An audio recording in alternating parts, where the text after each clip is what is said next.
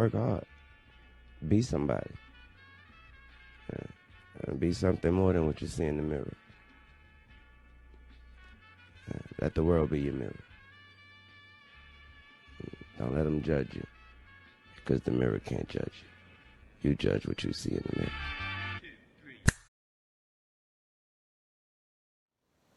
What's up, YouTube? It's Tyler Knight here, tuning into Ty's Life. I'm about to be reacting to another Jimmy High Roller video. Yeah, I'll be reacting to a lot of Jimmy High Roller videos. A lot of his videos are really interesting, surprising sometimes. His titles are usually crazy, because this one, it's like 4 times young NBA players destroyed their idols. So I saw this like 2 days ago or whatever. I was gonna watch it. I'm like, oh, probably shouldn't watch this. Probably should react to it, because those Jimmy High Roller videos, just, he doesn't disappoint. But yeah, we about to get into this video. Like, comment, subscribe. I'm trying to hit 1K subscribers as soon as possible. So yeah. Especially if you like this video, if you even enjoyed yourself watching this video, hit the subscribe button. Yeah, like the video too. Comment, tell me what you guys think about this video. If there's other videos you want me to do. So yeah, we're about to get into this video. Let's get it.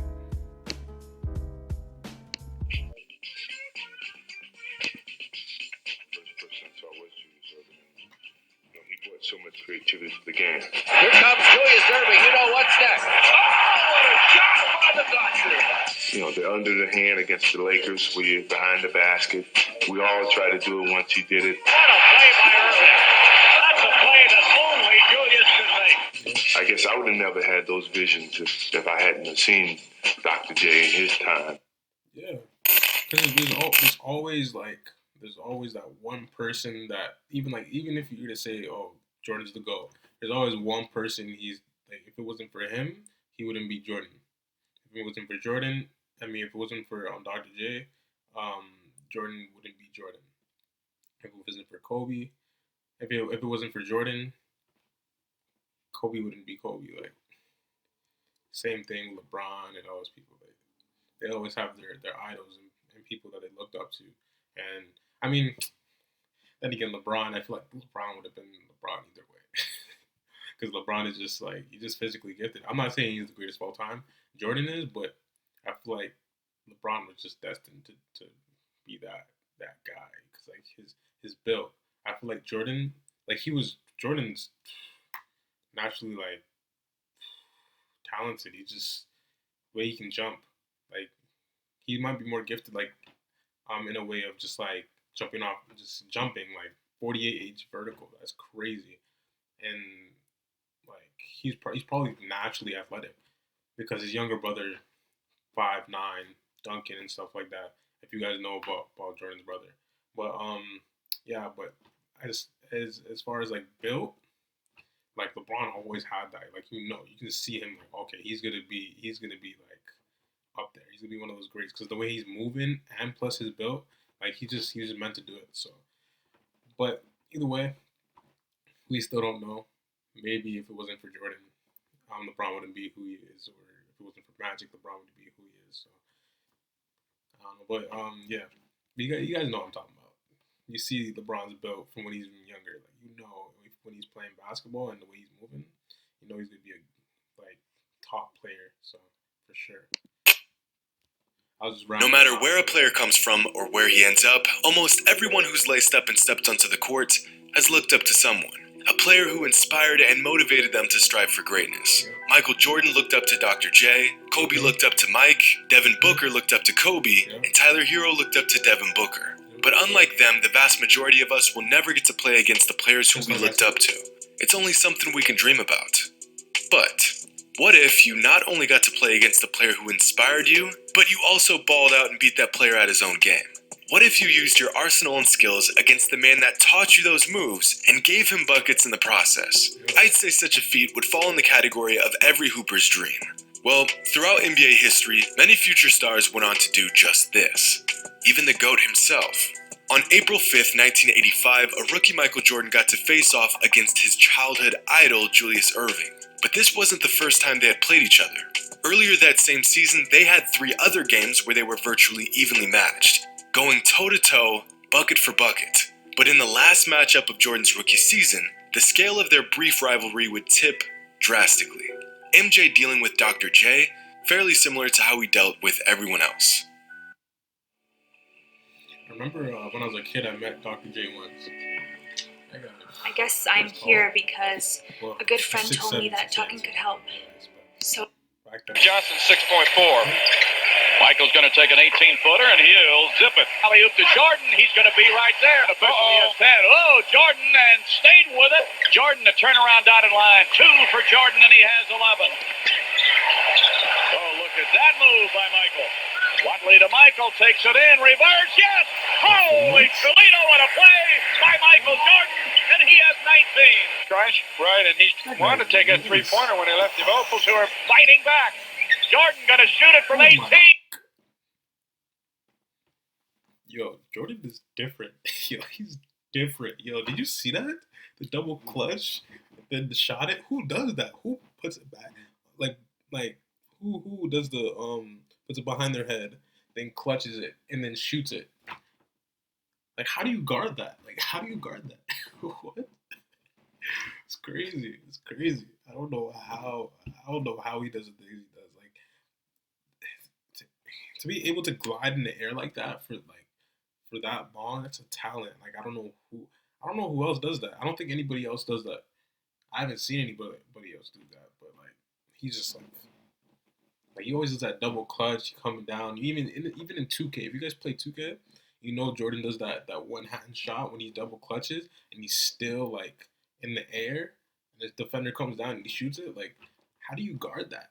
It's crazy. It's crazy. Yes! Jordan, yeah, he had the good court sense to make the shot go through. I don't mean through the basket, which is the In 38 minutes, a rookie Michael Jordan goes absolutely berserk on a veteran all-star Julius Erving, dropping 40 points in just 21 shots. Julius Erving was held to just 19 points on the night. After going back and forth with his childhood idol all season long, Julius Erving didn't just hand Mike the torch. Mike snatched it out of Dr. J's hand, because from this game forward, Mike spent the next 2 seasons giving Julius the business every time they faced off, averaging 37 points per game against Julius until he retired in 1987. And by then, Julius admired Michael's game just as much as Michael admired his. And the same admiration was shared between 2 other successors within Dr. J's lineage, the master and the student. Throughout his entire youth, Devin Booker looked up to Kobe in his game, even saying that he shaped his entire game after Kobe's. But with Devin Booker being 18 years younger than Kobe, the idea of playing against his idol in the NBA was pretty far-fetched growing up. It would take a miracle for this to occur. And by miracle, I mean Kobe playing 20 years in the league and Booker entering the league at just 18 years old. A unique situation that granted Booker the opportunity to play against the one and only Kobe Bryant. Their first scheduled matchup taking place on November 16th, 2015. The first of just a few chances for Booker to go head-to-head against his mentor. But Kobe didn't suit up that night. A missed opportunity. But no worries, Booker would get another shot against the Black Mamba less than 2 months later on January 3rd. Scratch that, Kobe was inactive for this game as well. Okay, no sweat. Let's just fast forward to March 18th, when the Suns were scheduled to face off against the Lakers at Staples Center. This was Booker's time to shine. Except, it wasn't, because Kobe was absent from this game as well. 3 games against the Lakers, but 0 against Kobe. Now, remember, this was during Kobe's farewell tour. If Booker didn't play him this season, he would never get the chance to. But as fate would have it, the Suns would play the Lakers one more time that season. And this time around, Kobe was laced up and ready to go. But so was the 19-year-old Devin Booker. That worked out perfectly. His last game against the Suns, he got to play against them. That's a blessing. Wow. Amazing. He didn't even get to play against them the whole entire season until that one game, his farewell tour, and his last bit of games. And he played against the Phoenix for the last time, and he got to play him once. That one time was his last game. I don't know, like, and the title, as it shows, like, it looks like he's about to give Kobe buckets. So it just works out. Like, you're about to play your idol and you're about to have an amazing game. So even though he didn't get to play against him all the other games, it just makes this moment even more special. So yeah. Kobe farewell tour passes Rest in peace, Kobe, by the way. through the desert. It's the Phoenix Suns versus the Los Angeles Lakers on Fox Sports Arizona. Kobe thought he could catch him. Body failed working on your game. There's things that you can still do. Here's Devin Booker working an assist to the Lakers 3. Oh, raising up. He's mellow. There's no question. Boxing with his third. Here's Booker from deep. Wow. Pitch rolls out Kobe not playing? Booker. I love it because he. Booker, knowing this was the only game he would ever get to play against the great Kobe Bryant, did not hesitate to pull out all the stops and show off his entire arsenal, going straight to moves that he learned from Kobe and using these moves against the man himself, dropping 28 and 7 on the night. Now, out of the 76 games Devin Booker played in his rookie season, take a wild guess when and where his best game took place. And that's no coincidence. After the game, Kobe spoke about Booker and how extremely skilled and gifted he was, noting that Booker tried to use his signature move against him on the very first possession of the game. Keyword, tried. Playing against Booker tonight, he went straight to my move. The first time he called it, you're not gonna beat me on my move, man. Like, you know. But I mean, it was great to see. It was absolutely great to see, because I remember I did the same thing with MJ. I think he's fantastic. I think he has the right attitude. He has the right competitive spirit. I think his footwork's extremely sound. His fundamentals are extremely sound. And now it's just about him figuring out exactly what his game is. And then he can go to that every single night and make counters off of it. But he has the skills in there. Yeah. The last thing that Kobe said to Booker on the court that night was be legendary. Something that Booker will carry with him for the rest of his life. Speaking of being legendary, one of the few active players that has reached this elusive status is Kevin Durant, a player that quite possibly gets more comparisons than any other player in the NBA. Quick question.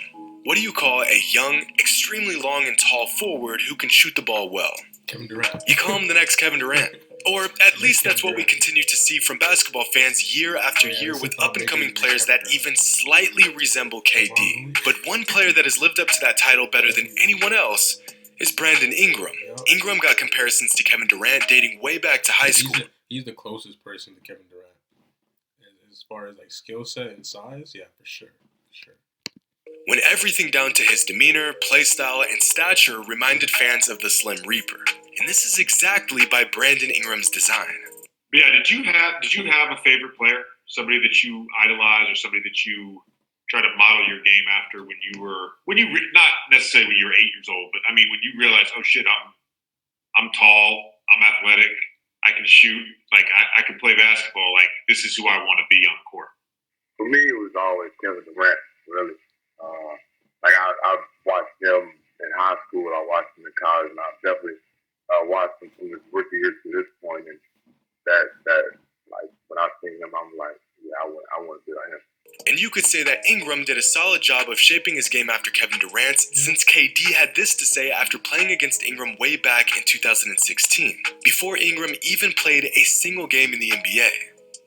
Oh man, he reminds me of myself, but he's a little farther along than I was at that stage. And I feel like, if he continue to keep working, he's with a great organization that's going to push him and put him in good positions to be who he is. And he continue to just work hard, man, and believe in himself. Everything is possible for him. So, he's a great player, man. I watched him almost every game this season. I'm a huge fan. So, it's somebody, first person I can say that I can look in the mirror and look at him and I feel like I'm looking in the mirror. So, I'm rooting for him. Little did Durant know, just 16 months later, Ingram would give KD problems on the biggest stage. At the time, Brandon was just 20 years old, and unlike other successors on this list, Ingram was just one of few to outduel his mentor, while their mentor was still in their prime. This is vintage Hyunjin Ryu. Ryu just carves through Sportsnet. Long-lasting Milk-Bone Wonder Bones, designed to rock, wobble, and end doggy boredom. He's getting that money. But he did. Here's Brandon Ingram. Mid-range. Very deep open. Ingram on its way. Down to the Lakers. Shot clock at 8. Ingram getting aggressive. All in that second quarter. Not nearly as many. Number one. Ingram underneath. Adjustment to finish the play. Brandon Ingram. He is something else. You can see his confidence. Hard to get to the ball. That shot was a 6-point lead. Minute and a half left. Ingram with a big step around, and he's got a new career high. He was definitely on when that game. Wow. The way he was driving to the basket. He was on a mission. Yeah. You could see he was going for it. He was going for it. He was really trying to push the gas, but he was trying to go crazy. Wow.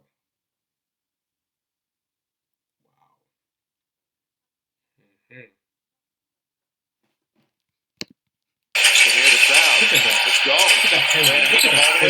You want to shoot with 2 on the clock. And Ingram the steal. Ingram the steal on Durant, and he put it up and out. If he finished that, he got his calendar and marked off that day for sure. He was ready for that moment. He's even trying to lock up. He locked up him. He wasn't even trying to. He locked him up on that possession. Defense, offense, all around. He was ready to give it to him. He was ready to go to work. Because when I watch Brandon Ingram, he plays well all the time, but on the defensive end, I don't see that energy all the time. So he's locked in, he's ready, he's trying to go to work, and as he should. It's his idol. He lives for that moment. So yeah. Brandon Ingram just picked Kevin Durant's pocket. Well, After an overtime thriller, the Warriors ended up getting the win. But a young Brandon Ingram, for the first time, outdueled the man that he shaped his entire game after, dropping 32 points with 3 blocks and 2 steals to Durant's 29 points. It was clear from tip-off that Ingram wanted to show Durant that he wasn't just another kid who received an unwarranted comparison. But you want to know what's crazier than a 20-year-old outscoring a prime Kevin Durant? Those 32 points that Ingram scored were by far the most points he had scored in a game all season. And just like with Booker and Kobe, this was no coincidence. I'm just curious, and we're going to go over to Jay Will right now, but when people say, the comparison people make of you, projecting you forward, is to Russell Westbrook. Jay Bill, as you heard in that little soundbite there, saying he's Russell Westbrook. When you hear people say that, what's your reaction? It's a good feeling, but at the same time, I just want to be Ja. And Westbrook obviously is my favorite player, so just hearing that, is good, but I don't want to be nobody else. I just want to be Ja. Westbrook with the steal. Baseline to baseline. Darryl Westbrook on the fly. Lack of bench scoring, but it's Conchar. And Westbrook there at his home in South Carolina. I want to talk about Westbrook. I've been meaning to bring this up with you too. Is Westbrook with an education and anticipation. That's one guy that probably be so hard to guard. I don't know how guys in the NBA even do it. Because when he was on OKC, he was even worse. He was coming at you. Full speed. Playing against Westbrook must be the most annoying thing ever when you're a point guard playing defense in the league. And that's you're used to it. You play against him all the time. You have this scouting report. You can't really stop that, but you might know how to stop him from dropping 40 or getting a 40 triple-double, 40-point triple-double. So, guys like that would be so tough to guard. I wouldn't want to guard him, but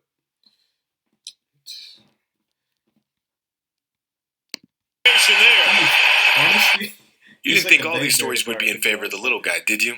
Leading up to the 2019 draft, Ja Morant was getting every comparison in the book, from John Wall to De'Aaron Fox to even Derrick Rose. But I think he's more like a John Wall, to be honest. One comp that seemed to stick with NBA fans was Russell Westbrook. Ja Morant often citing Westbrook as an inspiration and a player who he shaped his own game after. But like many rookies before him, Ja Morant got a tough introduction to the league when Russ handed him 33, 9, and 8, while locking Morant down to just 12 points in their first ever matchup. It was a rude awakening for Morant, who admired Russ's game but was now for the first time on the receiving end of Russ's beatdowns. But just 12 months later, Morant faced off against Russ again. And this time, Westbrook was nothing more than another player in Morant's way. Apparently what they're going to do is they're going to do away. Here's Morant. Have to hustle back. And even on those slow breaks, they're able to get it. Beal closes out. And Ja going baseline. And 7 international players on this Washington roster. 2 of them combined there. Wow! For him. Ja, dotted line. Morant's third assist of the game. Rises and hits. He's had to lobby hard for that call. Tony Brothers finally made it. Morant, yes, are from outside the three-point line. 89. Morant to the rim and in. Since the second quarter.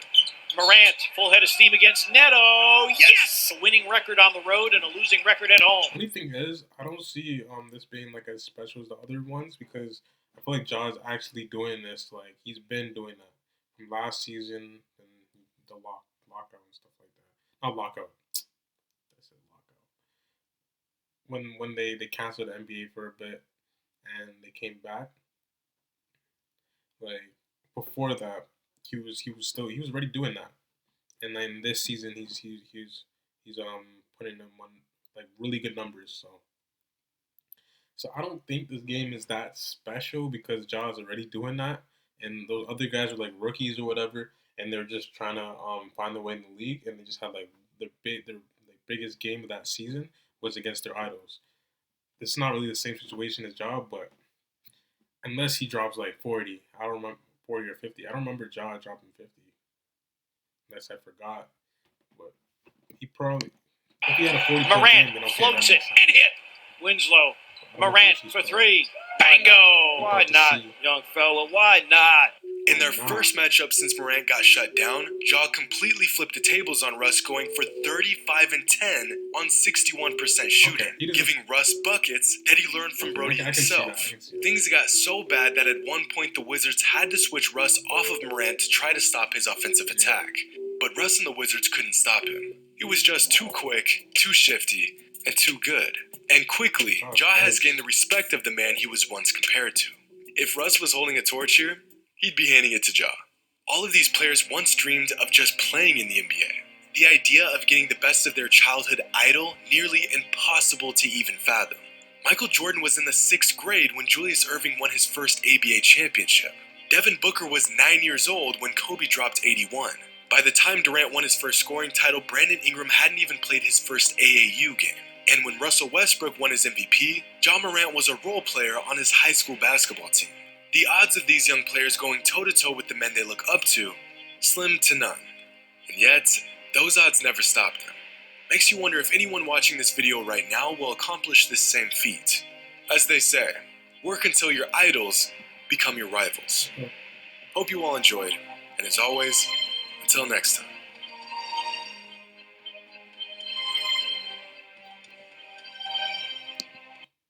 So yeah, I reacted to both of these videos over here.